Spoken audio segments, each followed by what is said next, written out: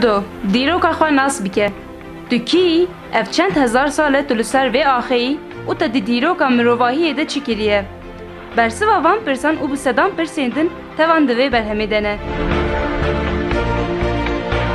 Ev berhem, berhemeke herî baş û kêrhatiya dîroka Kurdan e û 606 rûpelan pêk tê.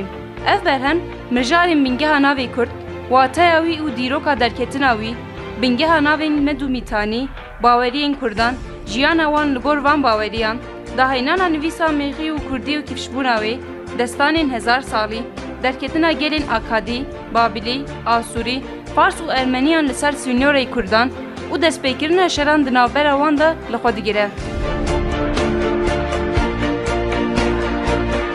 Ev pirtûk dîroka Kurdan ya berî 6000 salan heta hilweşîna medan digire dest. Ev berhem çavkaniyekî gelê giring e ji bo naskirina dîroka xwe ya berî 6000 salan.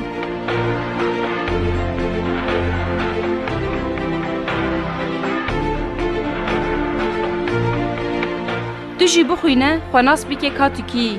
Xwe nas bike û bi dîroka xwe serfiraz be. Xwe nas bike û serbilind be. Bi dîroka xwe şanaz û bextewar be.